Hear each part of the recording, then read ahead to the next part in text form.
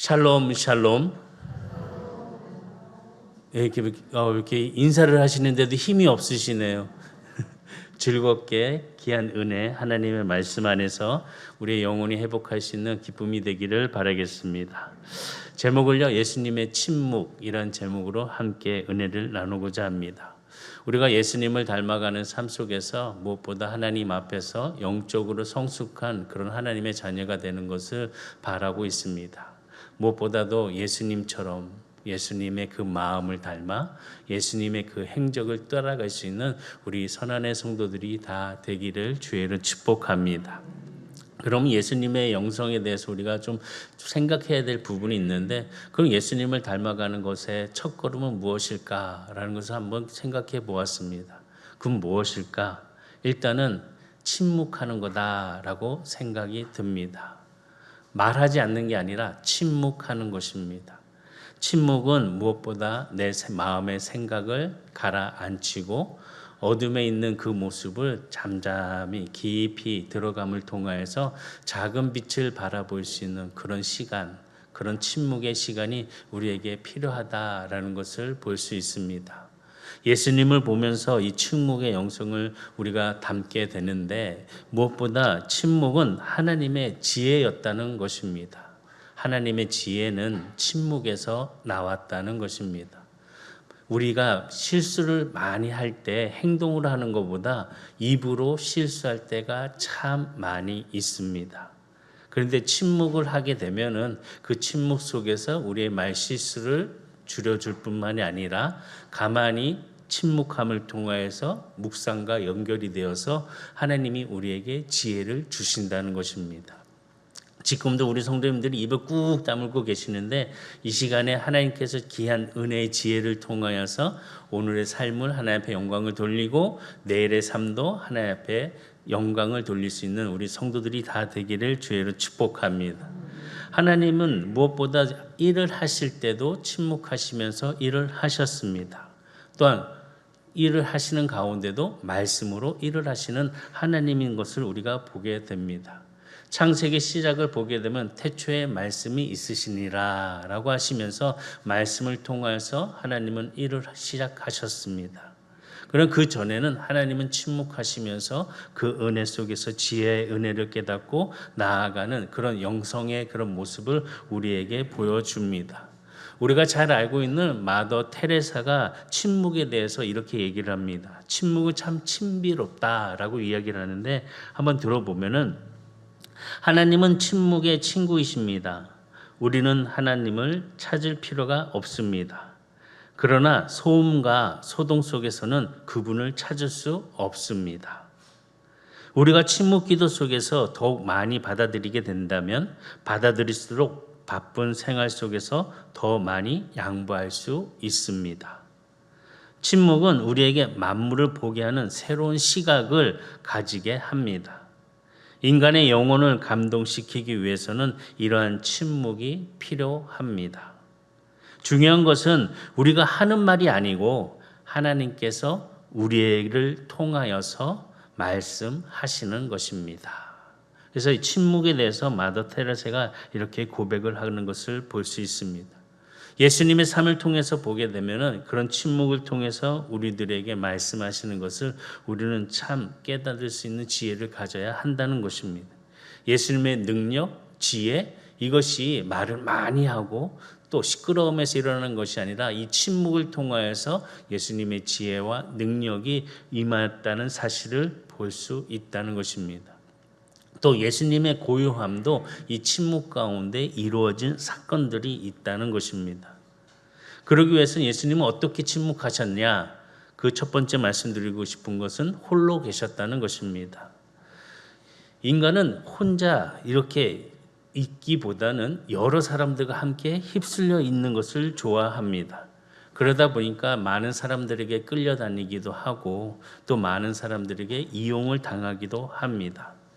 그런데 예수님께서는 홀로 있는 시간을 통해서 하나님과 교제를 하면서 하나님의 그 사랑 안에서 충만함을 가지셨습니다. 하나님과 교제하는 그 시간, 온전한 그 시간을 통하여서 침묵을 통하여서 하나님과 교제를 하였다는 것입니다. 신약 성경에 보게 되면은 예수님이 홀로 있는 장면들이 많이 기록된 것을 보게 됩니다. 먼저 마가복음 1장 35절에 보면 새벽 아직도 밝기 전에 예수께서 일어나 나가 한적한 곳으로 가사 거기서 기도하시더니, 새벽에 혼자 하나님 앞에 기도하는 그 시간을 통하여서 하나님 앞에 침묵의 지혜를 갖는 시간을 가지셨습니다. 홀로 있는 시간을 가지셨습니다. 또 마태복음 14장 23절에 보면 무리를 보내신 후에 기도하러 따로 산에 올라가시니라. 저물매 혼자 계시더라. 이렇게 혼자 계신 시간들을 예수님은 아침에도 새벽에도 하셨고, 또 많은 사역을 마무리하시고 저녁에도 산에서 혼자 계시는 시간을 가지셨습니다. 또 요한복음 6장 15절에 보면 그러므로 예수께서 그들이 와서 자기를 억지로 붙들어 임금으로 삼으려는 줄 아시고 다시 혼자 산으로 떠나가시느라. 혼돈 속에 있는 그런 상황 속에서도 예수님은 홀로 산으로 올라가시는 그런 시간, 그러니까 침묵하시기 위해서 홀로의 그 시간을 가지신 예수님의 모습을 보게 됩니다. 우리도 가끔 보게 되면은 조용히 혼자만의 시간을 가질 때가 있습니다. 뭐 얘기하고 싶지도 않고 만나고 싶지도 않고 그냥 나만이 혼자 가만히 있는 그 시간, 그런 시간들 많이 가지시는 분들 있으시죠? 네, 지금도 홀로 계시네요. 좀 이 시간을 통해서 무엇보다 홀로 있는 그 침묵의 시간에 하나님의 은혜의 그 음성을 들을 수 있는 그런 지혜로운, 그런 지식을 얻을 수 있는 우리 선한 성도들이 되기를 주의로 축복합니다. 영성가들이 이야기를 하게 되는데요, 인간은 외로움과 고독을 느끼게 된다고 합니다. 그런데 인간적인 외로움이 있고 영적 고독이 있는데 이것을 구별하라라고 권면을 합니다. 어떻게 보면 사람들은 다 외로운 사람들입니다. 혼자 있을 때 왠지 모르게 답답하고 쓸쓸하고, 날도 더운 날씨에도 괜히 추워지고, 길거리를 걸어가도 이렇게 썰렁한 느낌이 일어날 때가 있습니다. 그래서 많은 사람들이 많은 관계를 갖기를 원합니다. 그래서 그 관계에 집착할 때가 있습니다. 지금 우리가 보게 되면 이런 것은 무엇인가 보면 뭔가 이렇게 표현을 하고 싶고, 뭔가 나와 함께 하고 있다는 것을 느끼고 그리고 나누고 싶어 하는 것을 보게 됩니다. 요즘 특별히 많이 그런 것을 보게 되면 페이스북, 트위터, 카카오톡, 이거 혼자만이 있는 것이 아닙니다. 사실 혼자 있다고 하더라도 혼자 그 공간에서 나의 삶에, 요번 주 보니까 어떤 분은 찌개를 맛있게 끓여가지고 그걸 딱 올리셨더라고요. 그냥 보글보글, 그거 보면서 나도 먹고 싶다라고 생각이 들더라고요. 또 어떤 분들은 또 어딜 가가지고 예쁘게 찍어서 이렇게 하면서 찍고 또 이렇게 하면서 혼자 있는 것이 아니라 함께 나누려고 하는 그런 모습을 보게 됩니다.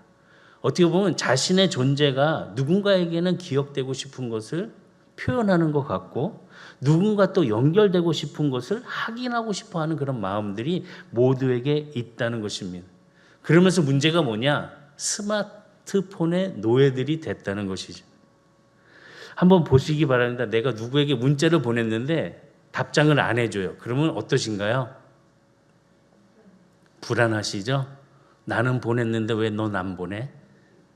그리고 핸드폰을 계속 괜히 켰다 껐다 켰다 켰다, 불안해 보입니다. 그리고 잠자리 들 때까지 핸드폰을 들고 있습니다.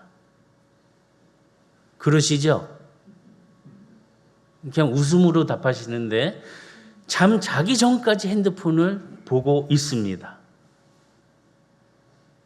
그리고 잘 때 살짝 옆에 두고 자고, 아침에 일어나서 제일 먼저 찾는 게 핸드폰입니다. 왠지 모르게 불안해합니다. 일상을 곁에 보면 어떤 분들은 잠잘 때 핸드폰도 그냥 이렇게 품고 자더라고요. 어떤 분들은 화장실을 가더라도 화장지는 챙기지 않아도 핸드폰은 꼭 챙기고 가요.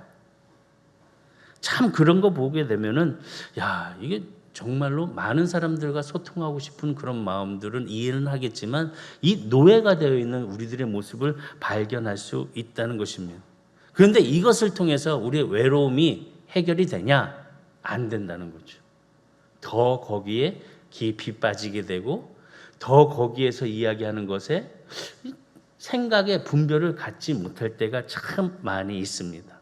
그러면 우리가 외로움을 극복할 수 있는 방법은 무엇일까?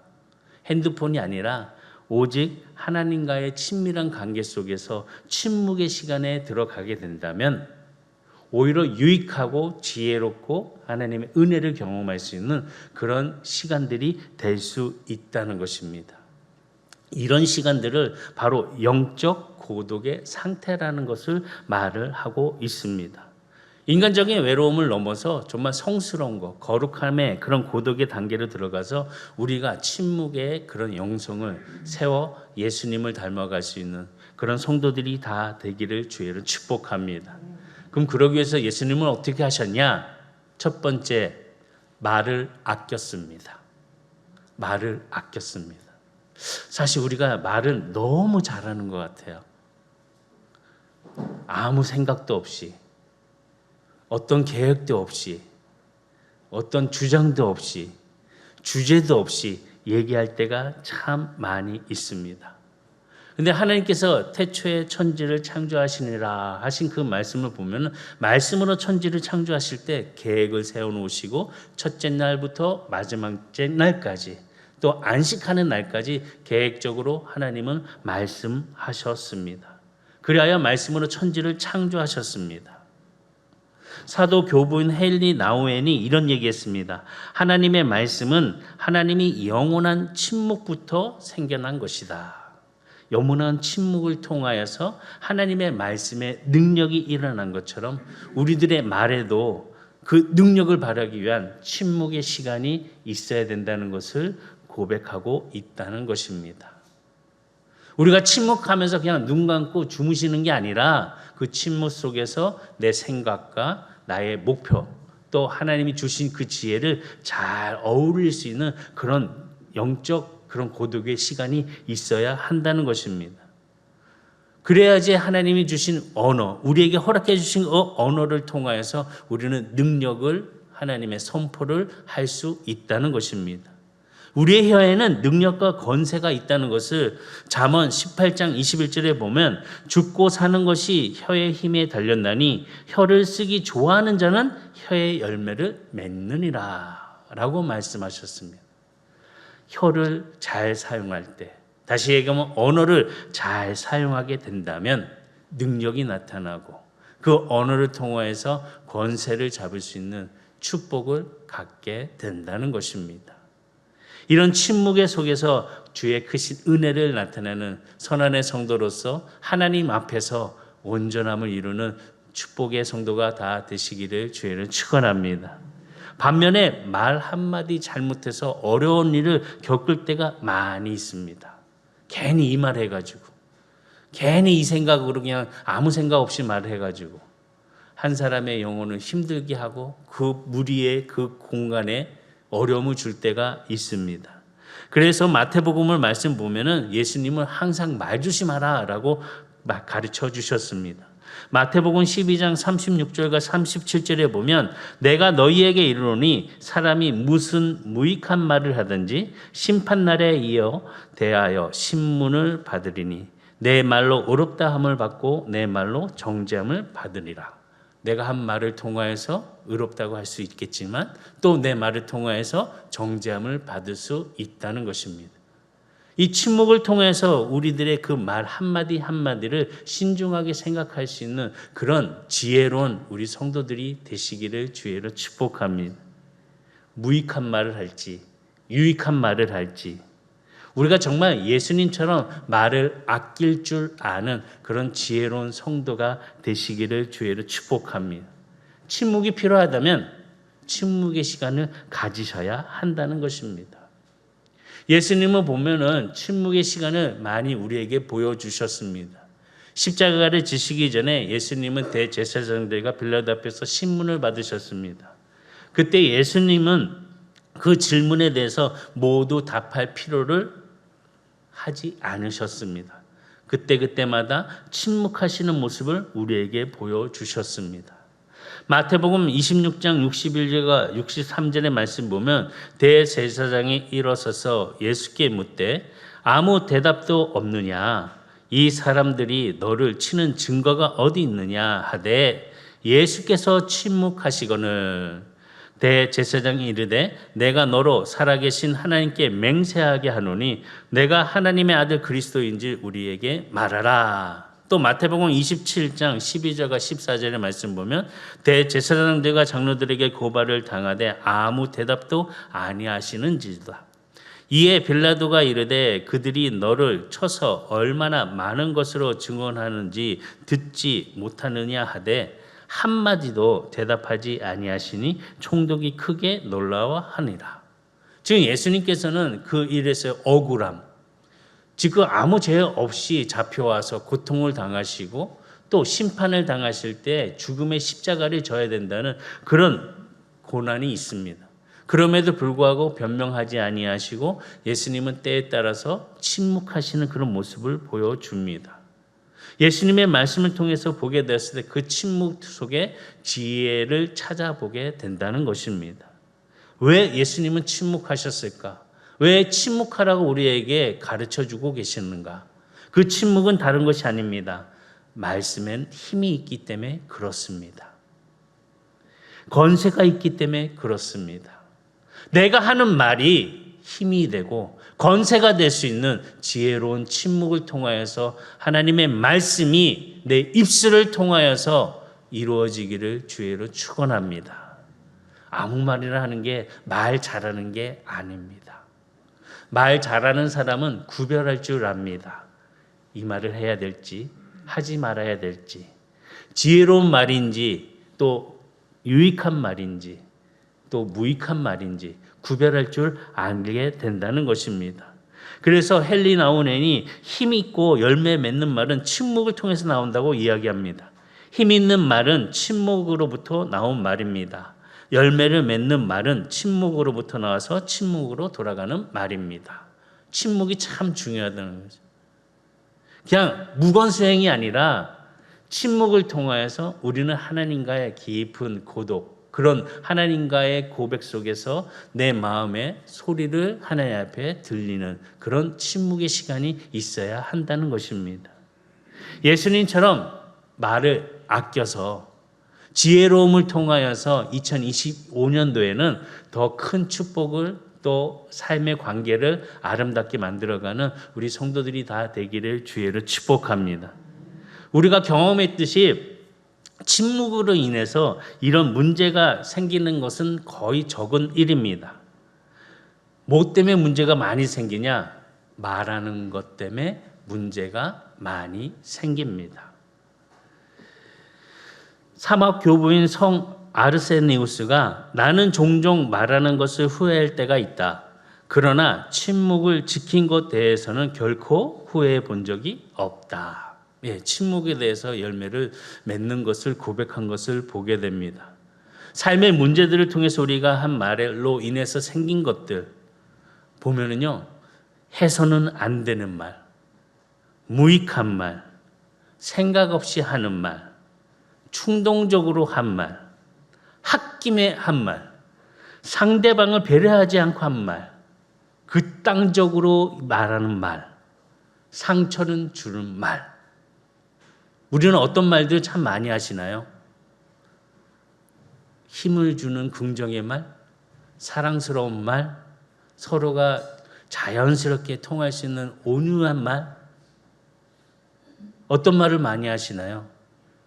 사실 보게 되면 아무 생각 없이 무익한 말, 또 충동적으로 홧김에 상대방은 배려하지 않고 해서는 안 될 말, 이런 말들 참 많이 합니다.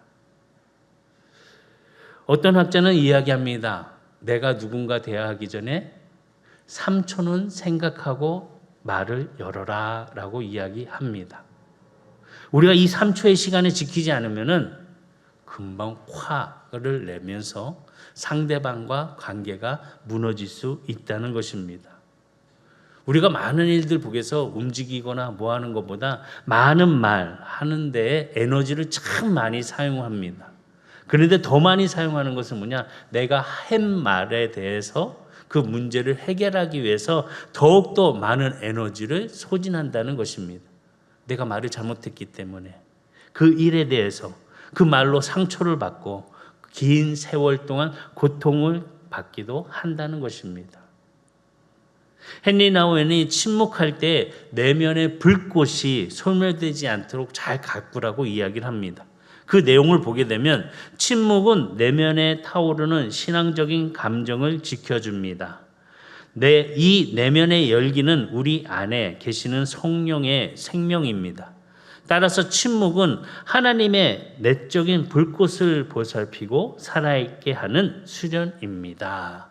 라고 헨리 나우엔이 이야기하였습니다. 이 침묵을 통하여서 내적 이 뜨거움을 소멸시키지 않도록 우리는 잘 가꿔야 한다는 것입니다.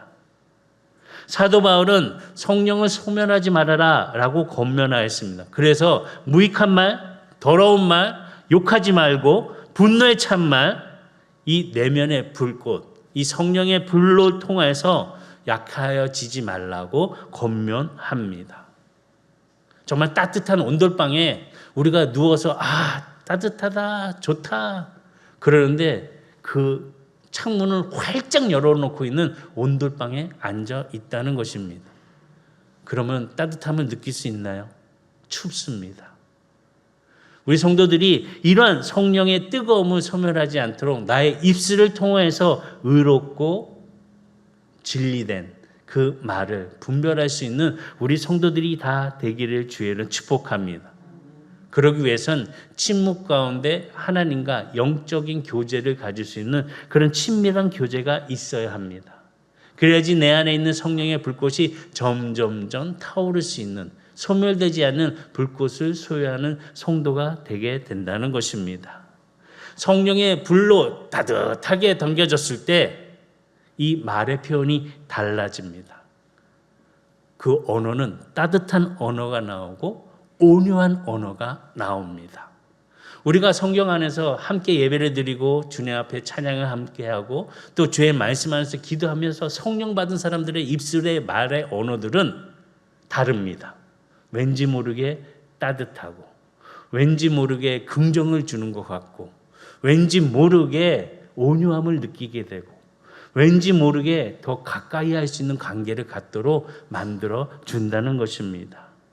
언어를 통해서 다른 사람들의 마음을 쉽게 만들고 따뜻하게 해주지 않으면서 마음에 상처를 주게 된다면 지금 이 시간 침묵을 통해서 하나님이 주신 은혜에 우리의 생각이 새롭게 변화가 될 수 있는 그런 은혜의 성도들이 다 되기를 주의는 축복합니다. 침묵을 통해서 하나님께서는 모든 일을 이루어 가시는 것을 보여주셨습니다. 특별히 하나님께서는 침묵을 통하여 예수 그리스도를 통하여 이루어 가시는 그 일들을 맡겨주신 것을 보게 됩니다. 이사야 선지자의 말씀을 보게 되면 장차 오실 예수님의 모습을 표현하게 되는데 이 표현이 무엇이냐? 도수장으로 끌려가는 어린 양이 털 깎아가는 그런 모습의 잠잠한 양의 모습으로 비유하였습니다. 이사야서 53장 7절에 보면 그가 곤욕을 당하여 괴로울 때에도 그의 입을 열지 아니하였으며 마치 도수장으로 끌려가는 어린 양과 털 깎는 자 앞에서 잠잠한 양같이 그의 입을 열지 아니하였도다. 이 말씀을 보면서 TV를 한번 볼 때 양을 깎고 있는 그런 양봉업자를 보게 됩니다. 양이 깎기 전에는 매매 하면서 이리 뛰고 저리 뛰고 하다가 그냥 양 깎는 사람이 양털 깎는 사람이 그냥 양을 눕히고 쫙 깎을 때에는 양이 조용합니다. 그런 거 보셨나요? 네. 이런 모습으로 예수님께서는 가만히 침묵하셨다는 것입니다. 우리도 침묵 가운데 하나님 주신 은혜를 찾아갈 수 있는 지혜로운 성도가 되시기를 주의는 축복합니다. 예수님은 침묵 가운데 자신의 일을 감당하시면서 십자가를 지셨습니다.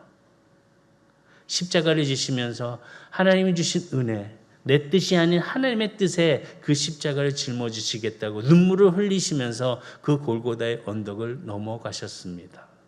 우리 성도들에게도 침묵을 통하여서 지혜로운 발걸음에 실수가 없는 삶의 여정들이 되기를 주의로 축복합니다.